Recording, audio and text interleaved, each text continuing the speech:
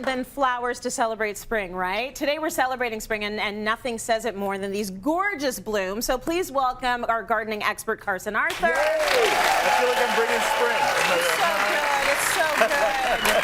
Thank You have your spring plaid on. You switched from winter plaid to spring plaid. I had to go with the backdrop. Well, of course you did. So spring is here. Yes. Officially, are we saying it? Are we calling it? Let's call it. Okay. We aren't feeling it in our bones, but we're going to call it because that's what it says on the calendar. Exactly. But right? as soon as those sunlight levels change, this is when I tend to go to the flower shops and start buying flowers for the house. Because it feels like it's time. I want to get them in the house. Yeah. So I want to start talking about some things that you should do and shouldn't do when buying spring flowers to do arrangements, okay? Okay, good. I love tulips.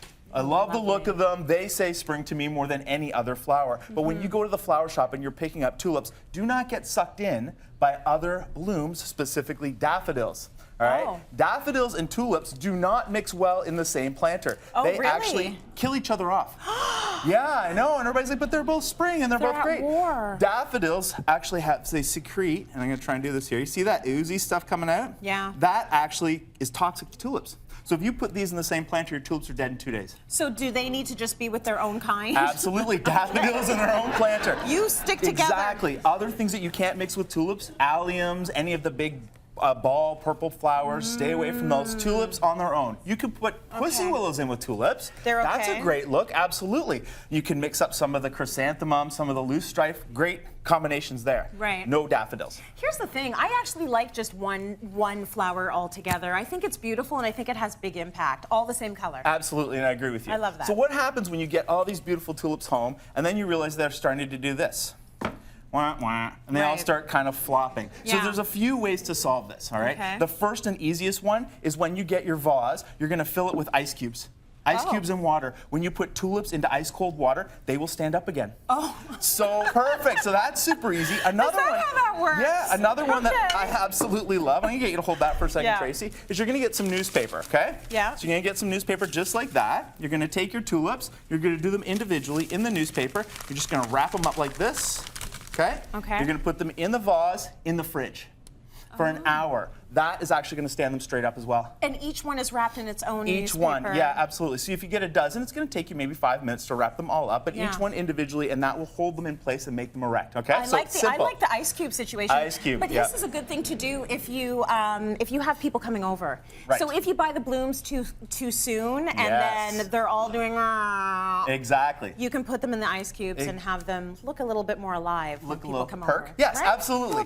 A little thing that people get wrong too is the type of vase that they use. Yes. Now a low vase like this is not going to support your tulips. No. When the tulips go into it, they're going to start dropping over the side. That's right. So the taller the vase, the better it is, okay? So one like this, perfect shape. That fluted side is going to pinch them in the middle, hold the stems a little bit more erect, then the flowers will fill this area, okay? So that's simple. I also like the simple trick of using Scotch tape.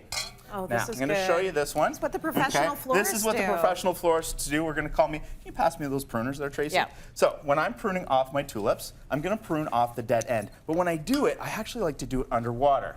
So I'm going to do it like this, get a little bit of water there, and do that so that the water droplet is on the end like that. The reason you're doing that is that prevents any air from going up the tulip. We've actually done studies, and it makes the tulip last 2 to 3 days longer just by cutting it underwater than cutting it above water. Yeah, absolutely. That's good to know. Such a simple tip. The other thing people always say is, well, you pull off the leaves. Yeah. And you can do this. But what happens is tulips actually have a secretion, a sap in there as well. This sap is what goes moldy.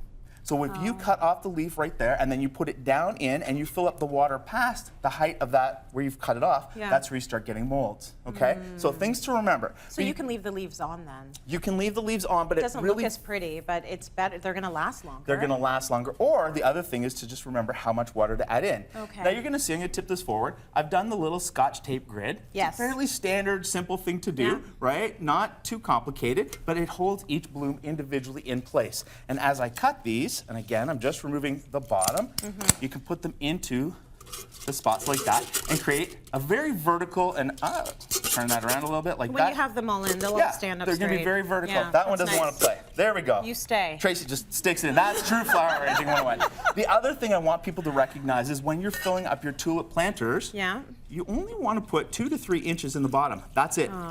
we often overfill them, and that's where they're dying off because of the molds that are building in the water. Got it. If you have plant food, great. You can absolutely add plant food to this. It's going to make them healthier and happier because the plant food replaces what the nutrients in the bulb would be feeding your flowers. Okay. So that's simple. And should you be replacing that water like every other day or something like that? That's the key. If you only put 2 to 3 inches in, you can just top it up. Oh, so you don't have to right. replace the water. If we're filling the vase really full and then dumping it out, we've wasted all the plant food. Got it. Okay, so do this type of situation. Very simple. Avoid things like frogs.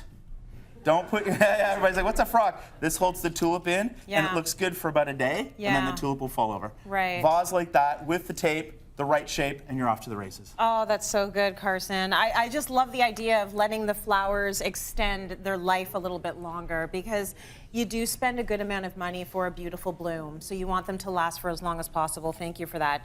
And I love this. Yes. So huge thank you to About Murals for this amazing mural. It's an instant pop of color, and it's a great way to welcome in spring.